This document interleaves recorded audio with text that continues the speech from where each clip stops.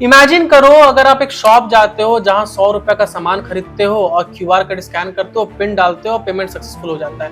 लेकिन उसके बाद एक नोटिफिकेशन आता है कि एक्स्ट्रा 5 रुपया चार्ज कर लिया गया आपसे। तो क्या अब यूपीआई फ्री नहीं है? जो भी लोग चाय पीने जाते हैं या ग्रोसरी शॉपिंग करने जाते हैं या फिर कोई रेस्टोरेंट में बिल पे करते हैं, कहीं ना कहीं हर जगह पे चार्जेस आपको लगते हैं।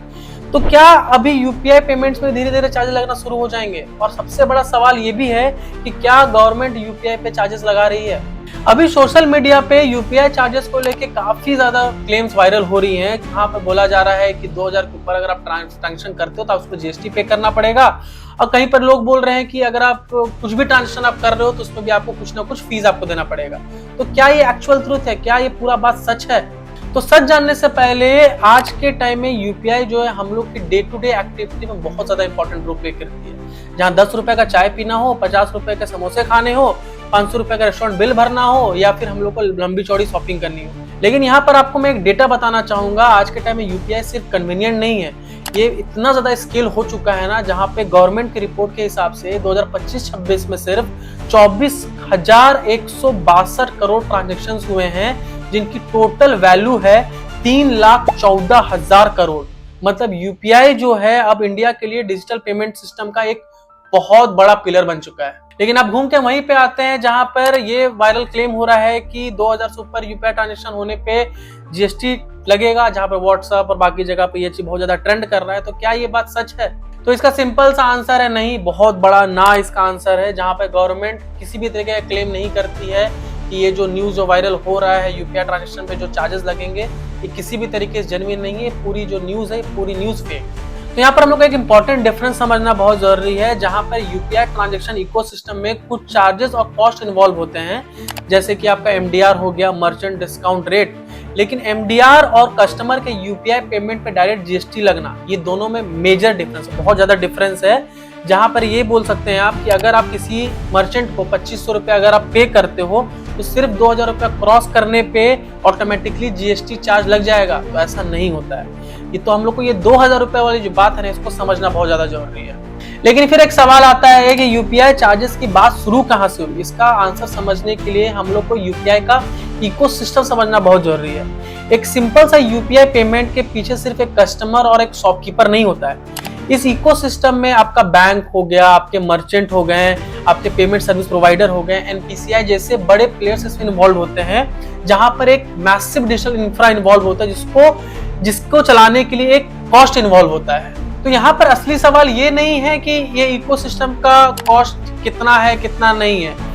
असली सवाल ये है कि ये कॉस्ट पे कौन करता है। क्या हर बार कस्टमर को अपनी पॉकेट से ये कॉस्ट पे करनी पड़ेगी या फिर ये इकोसिस्टम ने एक दूसरे मैकेनिज्म के थ्रू ये कॉस्ट जो है मैनेज करनी है? इसलिए आप लोग को एक इंपॉर्टेंट चीज आप लोग को याद रखने का बहुत जरूरत है कि यूपीआई इकोसिस्टम में कॉस्ट होना और हर यूपीआई पेमेंट पर कस्टमर से फी ली जाएगी, दोनों स्टेटमेंट में बहुत डिफरेंस है।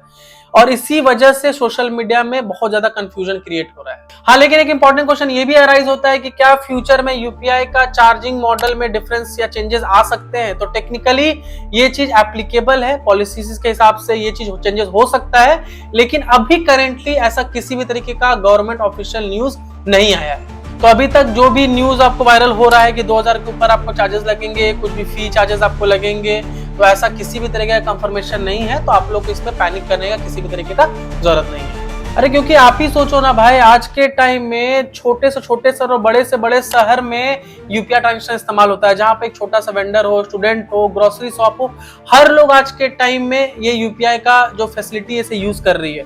एक रोड साइड का चाय सेलर से लेके एक बड़े दुकानदार तक आज के टाइम में हर लोग यूपीआई यूज करते हैं, क्योंकि ये बहुत ज्यादा कन्वीनियंट है।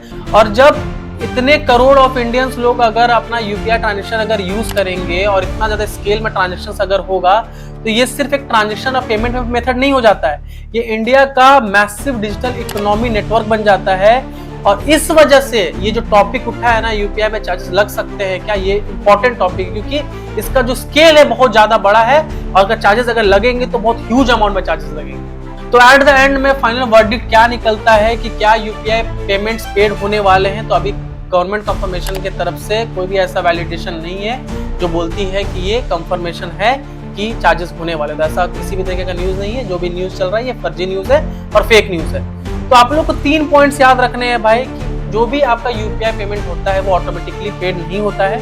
दूसरी चीज, 2000 के ऊपर पेमेंट करने से ऑटोमेटिकली जीएसटी नहीं लगता है। और तीसरी चीज, यूपीआई इकोसिस्टम में कुछ भी कॉस्ट अगर इन्वॉल्व है उसके वजह से नॉर्मल यूजर्स को किसी भी तरीके का ट्रांजेक्शन पे करना पड़े ये भी जरूरी नहीं है। तो भाई अगली बार अगर आपको कोई बोले ना कि यूपीआई पेड हो गया है, 2000 के ऊपर चार्जेस लगेंगे, तो सबसे पहले उनको ये बोलना कि भाई ऑफिशियल न्यूज कहाँ है और गवर्नमेंट का जो वेबसाइट होता है वहां पे कहाँ पे ये डॉक्यूमेंटेशन अपलोड की गई। क्योंकि जितनी भी वायरल न्यूज होती है जरूरी नहीं कि वो सच होती है, क्योंकि इंडिया में तो आपको पता ही है थोड़ा चिंगारी अगर लग गया तो भाई धमाका हो जाता है। तो बस यही चीज है। तो बस भाई यही था वीडियो में। आई होप आप लोगों को वीडियो अच्छा लगा हो, इन्फॉर्मेटिव लगा हो, और प्लीज इस वीडियो को शेयर ज्यादा कर देना कि बहुत लोगों को अगर ये कंफ्यूजन अगर हो तो कहीं ना कहीं ये दिमाग से कंफ्यूजन उतर जाए। हाँ, अभी तक ऑफिशियल न्यूज ऐसा कुछ नहीं है, लेकिन इनकेस फ्यूचर में अगर आता है तो आपको इस चैनल में देखने को मिल जाएगा भाई। तो प्लीज इसको सब्सक्राइब जरूर कर लेना भाई, ठीक है, और वीडियो को लाइक जरूर दे देना। चलिए मिलते हैं नए और इंफॉर्मेटिव वीडियो के साथ और ट्रेंडिंग टॉपिक के साथ। तब तक के लिए thank you for watching this video. Bye bye.